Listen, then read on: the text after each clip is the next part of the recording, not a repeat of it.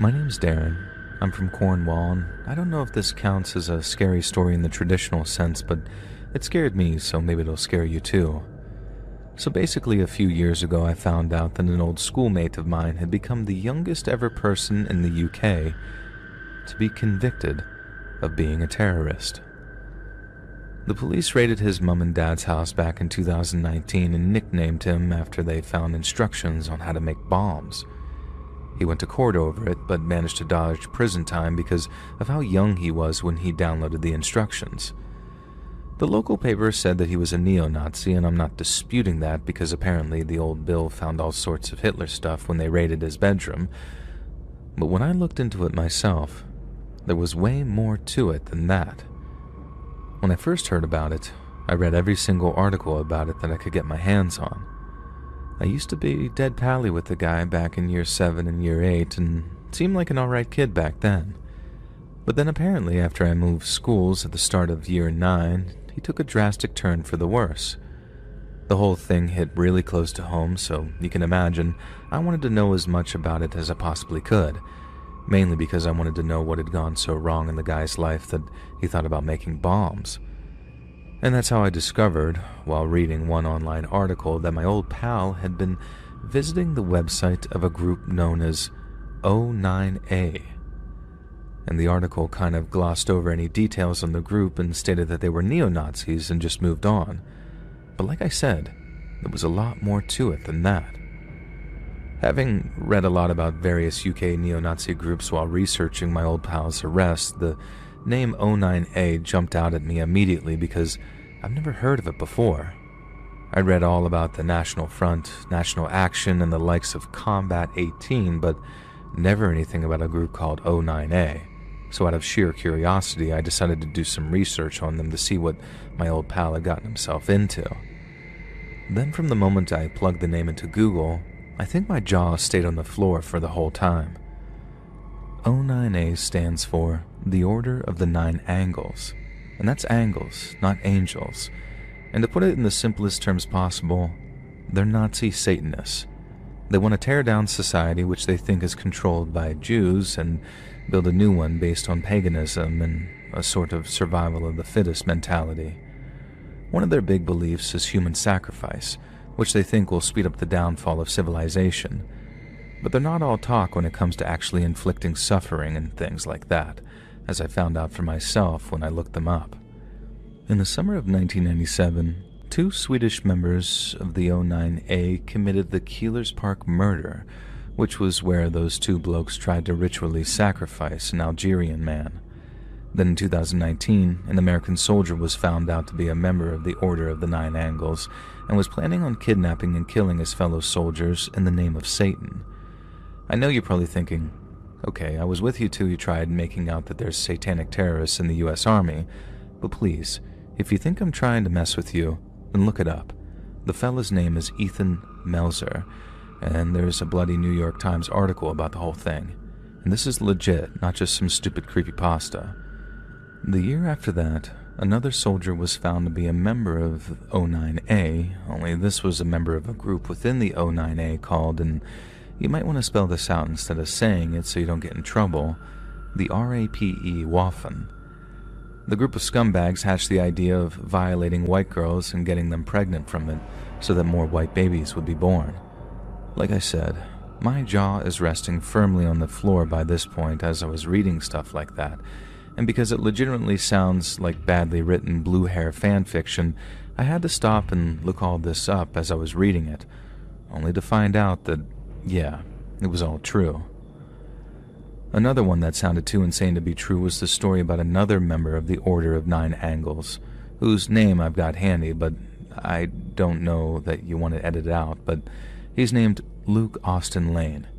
He and his 2 mates were caught planning the murder of some Antifa couple, and yeah, I'm no fan of Antifa, but this bloke was actually planning on killing this couple's kids in front of them before finishing them off in turn. They're kids, man. What kind of scumbag deliberately executes innocent kids like that? And I just couldn't believe what I was reading, but it kept going. To prepare for the murders, Luke Lane and his mates killed a sheep, drank its blood, and then took a lot of LSD or mushrooms or something to go on a sort of spiritual journey. I read another thing about a bloke in Canada who killed a Muslim guy, and then I think he stabbed some Sikh fella, and then when he was caught, boom, police found out that he was a member of O9A. And there are loads more satanic murders like that, mainly in Scandinavia and Eastern Europe, and they're all connected to what is literally a satanic terrorist group. But to be honest, that's not even half of it, because if you look up all the stuff that the Order's members are involved in, you start seeing this same sick pattern playing out over and over again. Excluding 2018, every single year for the past 7 years, a member of the Order of the Nine Angles had been arrested and convicted of being a child abuser, be that through having material on their hard drives or actually doing disgusting things themselves. Most of these incidents have been in the UK, but as of 2021, they've spread to America and Sweden too. But then, as much as you might think that these dudes are just straight up creeps, and hear me out about this one, I don't think that's necessarily the case. The Order of the Nine Angles has these 2 documents about human sacrifices. One's called A Gift for the Prince, and the other is called Calling, A Guide to Sacrifice. Most of their literature is absolute garbage. Like, it's legitimately difficult because of how much jargon and inside language they use, but there's one bit that really stood out to me. Something that makes me think that all the CSEM stuff is basically part of their ethos. The Order says that human sacrifice isn't just confined to killing people. If they were burning and decapitating people every week, they'd all be caught in no time, right? Well, to continually propagate human suffering without overly alerting the authorities, the Order distributes CSEM as a way of sort of feeding evil, if that makes sense. It sounded wild to me at first, too. I can promise you, but the more I read and the more I thought about it, the more it all started to make this sort of horrible kind of sense to me. The kids involved in this, it's them that are being sacrificed, and by distributing the images of them being abused, the Order of the Nine Angles is able to sacrifice them over and over again while corrupting other people in the process. Again, I know this sounds too insane to be true, but here's yet another example of it happening back in 2020. In April of that year, Russian police raided the homes of a group suspected of, and this is a direct quote from the Russian website Now, incitement to murder due to religious and racial hatred, and criminal activities against women. I think they thought that these dudes were just neo-Nazis, but during the raids, they found the men were members of a Russian-based chapter of the O9A called Legion Av Satan. Turns out one of these lads had burned down a really old church someplace, and it was never solved until they found photos of him setting it on fire in his house. But that wasn't the worst part of it. As I was reading about this group, I remember thinking, okay, well, at least these lads weren't pedos, but then lower down the article from the Russian website, I saw that they were. They had been grooming kids in this place, Krasnodar, where they lived, and were trying to get them into underage prostitution. And I imagine that they were going to profit in some way from it. But that's not the point with these Order of the Nine Angles people. It's about suffering. It's about the suffering of innocent people. And that's what they trade in. It's because human suffering makes Satan more powerful, so they say. It has to be a specific kind of human suffering, though. The kind that doesn't improve a person. Things like grief, severe physical pain, or the lifelong mental scarring that comes with being abused at a really young age. And I'm sure you'll agree, the Order of the Nine Angles rabbit hole makes for some of the worst stuff you've ever heard, and by the time I'd finished reading about it, I was in 2 minds about my old mate not getting any jail time. He was 14 when he got into that order, 16 when he was arrested, so yeah, I can put that down to something a stupid teenage boy would do. But the Order is no joke, and the fact that he had some of their human sacrifice documents downloaded on his computer was very worrying. I'm not saying that we should lock everyone up who does or says something silly on the internet, but reading through all the O9A stuff makes me wonder if a mistake hasn't been made. And I hope my old mate turns a new leaf, and it was all just a silly phase to him. I mean, he's definitely sorry that he got caught because I know for a fact that he's got all kinds of restrictions placed on him. And don't ask me how I know. Everyone knows everyone in Cornwall, but I know he can't go on certain websites or talk to certain people, and if he does, he's in serious trouble. That'd definitely have me thinking I've made a mistake here, and I really do hope that he sees it that way, because honestly, the alternative is bloody well terrifying, isn't it? If he cracks on with life and it becomes something daft that he did back when he was a lad, then good on him. But if not, well, I imagine I'll be reading about him at some point in the future for whatever terrible thing that he does in the name of the devil.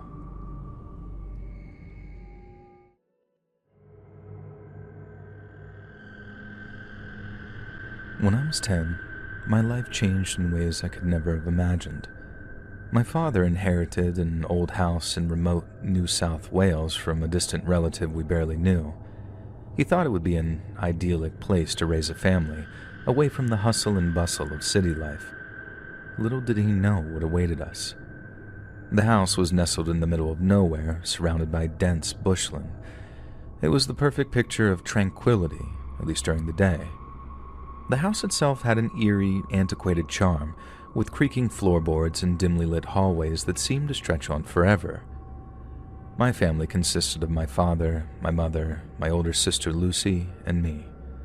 We moved in with excitement and a sense of adventure, unaware of the horrors that would soon unfold. The first few nights were pretty uneventful. My father busied himself with repairs, my mother unpacked, and Lucy and I explored the property. On the fourth night, I had my first encounter. I was in my room, reading a book, when I felt a sudden chill. The room seemed darker than usual, and I had the unmistakable feeling of being watched. I looked up, and there, peering around the corner of the door frame, was a figure. It was barely visible, like a shadow, but I could make out the shape of a head and shoulders.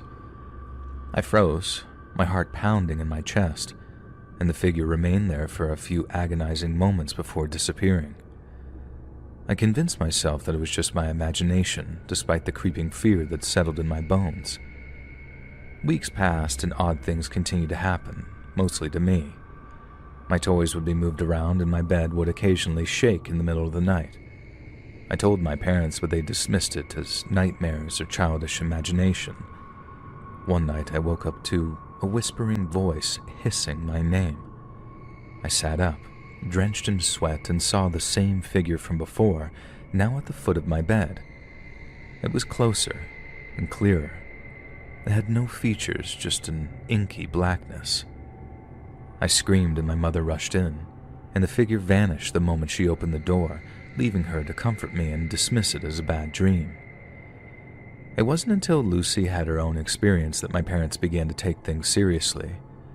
She came to me one morning, pale and shaken, saying that she'd seen a woman in old-fashioned clothes standing at the foot of her bed, staring at her with hollow eyes. My parents started to believe something was off, but didn't want to admit that something supernatural might be happening. Our situation escalated over the 5 years that we lived there. It started out small, lights flickering, strange noises, and cold drafts, but grew increasingly malicious. 2 experiences stand out vividly in my memory from what I recall.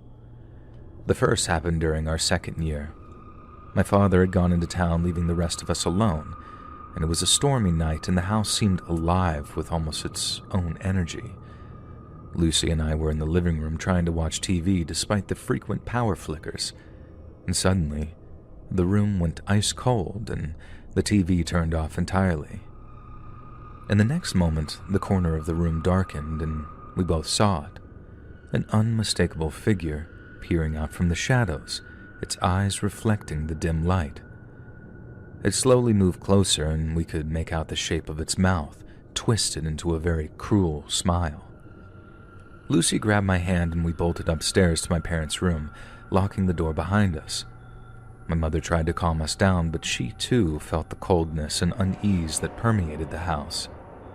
Another terrifying event occurred in our 4th year. My father had become more open to the idea that something was clearly wrong. He brought in a local priest to bless the house after numerous pleas from my mother, and that night, after the blessing, I was in the kitchen getting a drink of water when I felt a presence behind me. I turned and saw the same figure that had haunted me for years, now clearer than ever. It was a man, gaunt and hollow-eyed, with one side of his face hideously scarred. He stood at the entrance of the kitchen, blocking my exit, and I was paralyzed with fear. He began to move towards me, slowly, deliberately, and every step he took seemed to drain the warmth from the room.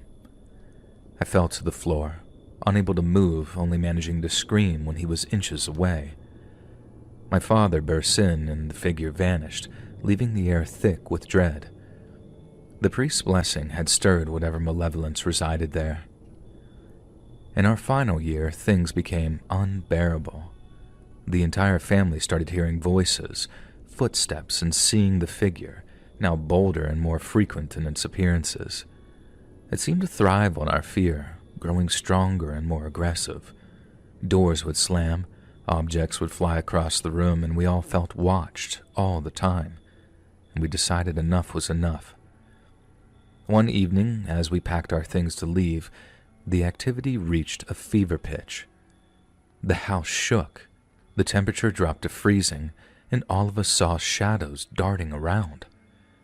It seemed the entity didn't want us to go, but we were very resolute in our decision. We moved out the next day, leaving behind that cursed house and never looking back. Later on, we learned that the house had a very dark history. The man who built it in the 1800s was rumored to have gone mad and taken the lives of his family.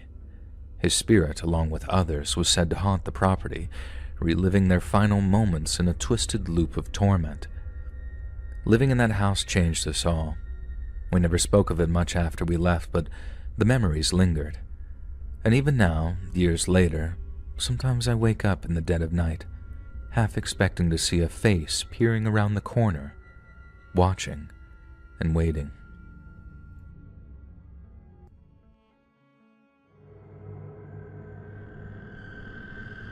My name's Ali. I'm 23 and I'm from East Lothian here in Scotland.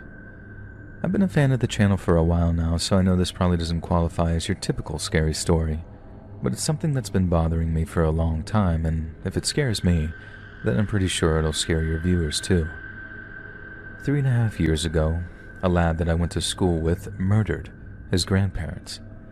It happened on Boxing Day of 2021, and it was all over the news the next morning that this lovely old couple had been found stabbed to death in their own home. Police said that they'd arrested the person that had done it, but for the first few days, they didn't release any details on who they were. Then, once they were sure that they were going to charge the person with murder, the police announced who it was: their own grandson. As you can probably imagine, everyone was absolutely gobsmacked when they found out, but what we wanted to know was why. Why kill your own grandparents in such a horrible way on the day after Christmas, too? We had to wait ages for the hearing and all, but there were loads of rumors flying around about why he'd killed them. I think most people thought that it was like a mental illness thing. So when the hearing kicked off and the lad's lawyers told the court that he heard voices telling him to kill his nan and granddad, there was this collective thing of, told you so. I understand why people would choose to believe that too. I mean, why else would someone kill two people that love and care for them? This lad was living with them at the time, and they were looking after him too, properly, and they weren't abusive or anything. So he had to be mental to do something so horrible, right? But no one knew him thought that, though. At least no one I knew anyway, because, in actual fact, the guy had always been like that. At school, everyone called him James, or Jay for short, and even back then he was a proper weirdo. And I don't mean a little bit of a weirdo, like lovably weird. I mean he was a complete arsehole. He was a bit of a goth, loved his rock music, obsessed over horror films, but none of the other goths in our school would hang around with him because he was a total dick. I'm sure the school had a name for whatever condition he had, antisocial behavior disorder or something, but to us, he was just an arsehole. Some of my mates grew up with dyslexia, autism, ADHD, you name it. But they were sound guys, that lovable kind of weird. Whereas Jay was just an arrogant prick with a bad case of main character syndrome. The last I heard of Jay, he changed his name from James to Vincent.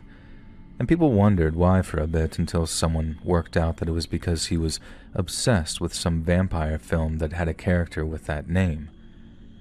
And that was Jay in a nutshell, really. He thought he was better than he really was, when really, he was just a sad act. We thought that's all he was, too. A total dickhead, but a fairly harmless one. And then he went and murdered his own bloody grandparents and proved us all wrong. I actually did start to believe that Jay had gone just mental because we started hearing all this stuff about how he was hearing voices and that he didn't really remember killing his nana and granddad and just sort of came to after it happened. You see, he actually handed himself into the police after he'd done it, went right down to the police station and told them everything. So to me, it sort of did seem like he'd had a mad psychotic episode then felt terrible afterwards. But then we all heard something about how the thing that caused Jay to snap was an argument over a Christmas hamper. Someone had sent Jay's grandparents a load of wine and cheese or whatever, or maybe a few of those miniature whiskey samplers. Either way, there was alcohol involved and Jay decided that he wanted it all for himself. He very selfishly F's off to his bedroom with the booze, and then up the stairs comes Granddad to tell him to give it back. An argument ensued, nasty words were exchanged, but then Jay's solution was to grab a kitchen knife and stab both of his grandparents so deep that there were knife marks on their bones. Jay's lawyers obviously managed to weave in the whole story about him being a schizophrenic, and I read that some doctor agreed that he wasn't fit to stand trial. He never went to prison. He's in some mental institution now, but I think that's exactly what he wanted. I don't give a monkey's toss what some doctor has to say about it, because anyone who knew him knows that Jay has always been like that. If he didn't get his way, he threw a fit, which is basically why he had no friends in school. I also think Jay's behavioral problems are why he ended up living with his grandparents in the first place.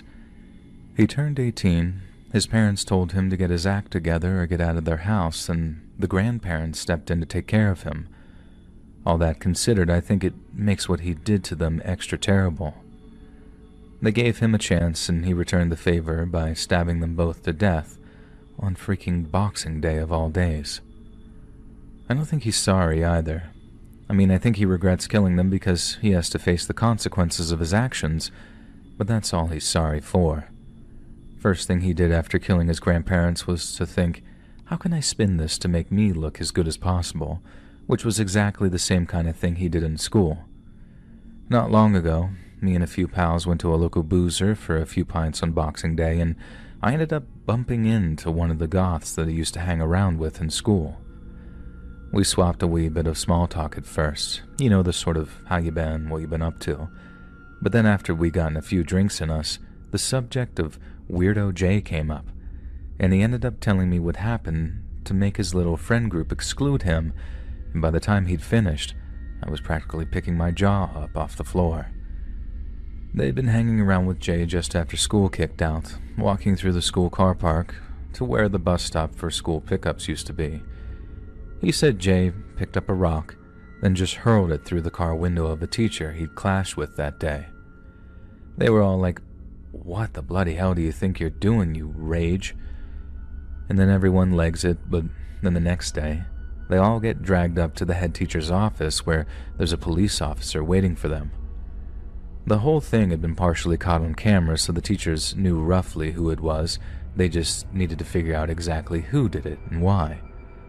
The goth lads, once they were told it had been caught on camera, owned up to the fact that they'd been there when the window was smashed, but they also told the truth when they said that it was Jay's fault and that he'd done it out of the blue. One second, they're just walking along having a bit of crack, and the next, Jay's lashing a stone through the car's window.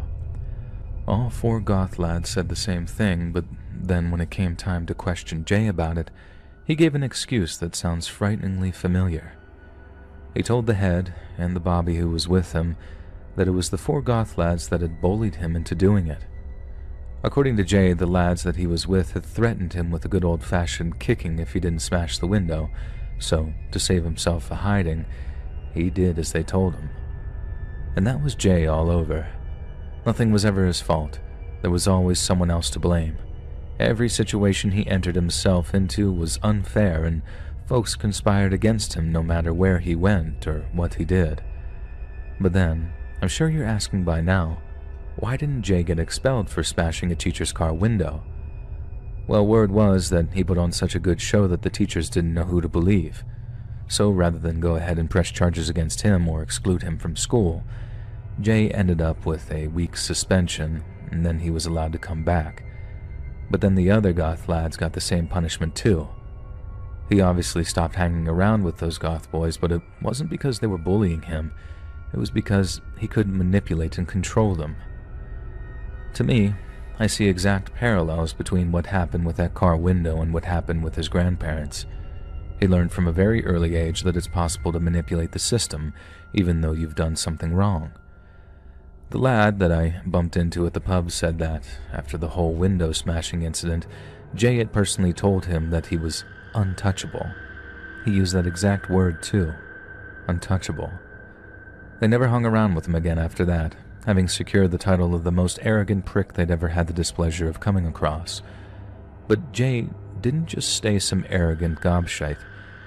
He got worse and worse, until in the end, when he learned that he couldn't manipulate his grandparents anymore, he just killed them. If he'd just gone to prison for 30, 40 years, it wouldn't bother me so much, and I 100% wouldn't be writing this. But an absolute psychopath of the cringiest order has managed to game the system and basically get away with murder. Instead of living the rest of his life in a vulnerable prisoners unit, because blokes are rightfully kicking the crap out of him for killing two lovely old dears who wanted nothing more than to look after their wayward grandson, Jay is living out the rest of his life in relative comfort, having completely cheated the system and won. And that scares me more than any ghost story ever could.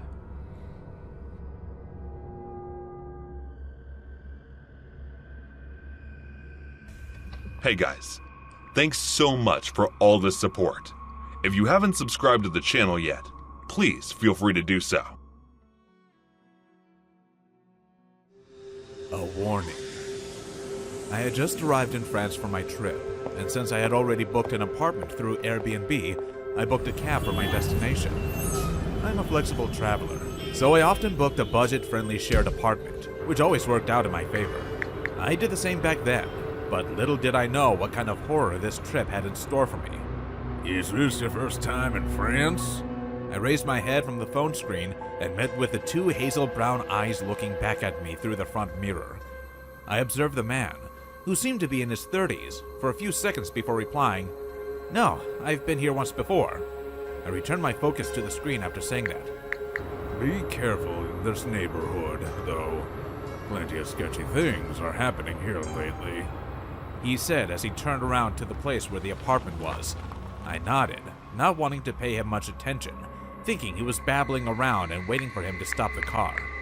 He probably understood that I was ignorant of his warning, so he said nothing after that and quietly dropped me off at the apartment building. He looked weirdly at me before taking his money and driving off, but I just shrugged. When I got inside the apartment, I found a middle-aged couple waiting for me there. They were the people I was sharing that apartment with. They greeted me warmly and told me they were here for their anniversary vacation before heading to their rooms, and I went to mine with my luggage.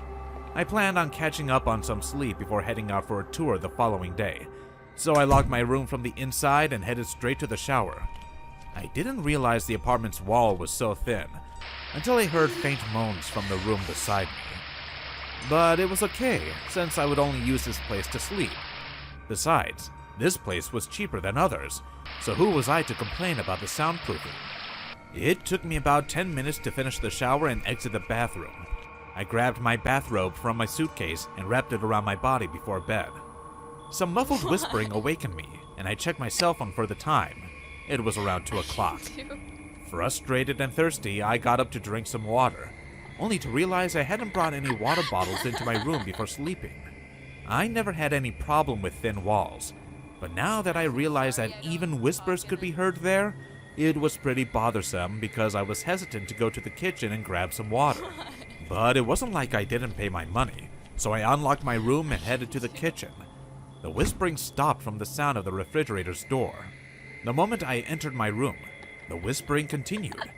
I didn't think I wouldn't use it, but I was glad I had brought my earplugs.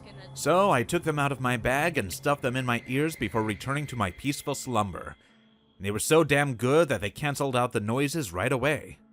I was startled awake when someone shook me, only to find 2 police officers standing in my room. Bewildered, I scanned the room for a few seconds and realized my room's door was broken. "What happened, officers?" I asked them in confusion. "We had been knocking on your door for more than an hour. How could you not hear us?" the lady officer asked in anger. "I'm sorry, it was too noisy last night, so I put my earplugs in. That's the reason I couldn't hear you." I showed it to them after saying that. "What noises did you say you heard?" the female officer asked again, while the other officer tried checking the earplugs by putting them on. It was whispering noises. Probably the couple staying in the next room were talking. "What exactly is the issue here, officers?" I asked again in confusion when I noticed more officers outside my room. "He's right. These 2 block all sound." The male officer sounded impressed as he said that, only to receive a death glare from his fellow officer. "We're here because the couple you just told us about had been murdered. There was a complaint from the apartment next door that they heard screams, which was why we were surprised you didn't hear it." The female officer snatched the earplugs from her colleague as she said in a suspicious tone. I was too shocked by the news to realize I was being suspected of a crime I had no idea about. I followed their lead to the crime scene and shuddered with horror at the sight of the couple who warmly welcomed me lying dead as the people from forensics were examining the scene. They asked me questions, including if I knew them from anywhere before, and I answered them truthfully. But since I was the only one present at the apartment when the murder happened, and there were no signs of a break-in, they still suspected me. When the female officer told me I still needed to accompany them to the police station for questioning, I realized I was a suspect. I told them I had nothing to do with them, for I was a traveler and was here for a trip. Looking at how the situation wasn't in my favor, they didn't listen to my words. Just when they handcuffed me and we stepped outside the apartment, one of the medical examiners called, "Hey, Carla, look at this." The lady officer turned around to see why he called her, only to find a piece of paper in his hand. "What is it?" she asked. "It was sticking outside the door. I don't know how he couldn't see it." He handed the paper to her as he said that and returned to his work. As she read it, her expression grew confused and she looked at me. "Do you know anything about this?" I looked at her in confusion as she showed me the paper. I leaned a bit to try and take a good look, and a chill ran down my spine as I read its content. "I told you to stay careful, didn't I?" the note said. The words echoed in my mind as I stood there, petrified. My eyes widened with fear and shock. The officers realized I knew something and started asking me what it was. I stammered on my words as I said, He told me to be careful." My eyes still fixated on the note in her hands. Her confusion heightened at my response. "Who?" she asked. With fear apparent in my eyes, I looked at her. "The cab driver." My voice shook uncontrollably as I replied. The officers seemed convinced I might have nothing to do with the murder, but a mysterious piece of paper was not enough proof that I was innocent, so they still took me to the police station and interrogated me for 2 hours. When they realized there was nothing they could use against me, besides the fact that I was in the apartment at the time of the murder, they let me go. They were probably going to find the driver and question him after what I told them, but it did not put me at ease, for I could not understand why he would do something like that, only because I ignored his warning.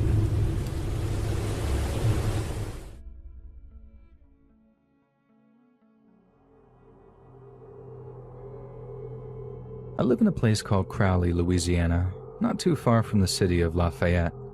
It's a pretty boring town. Not much really happens here at all.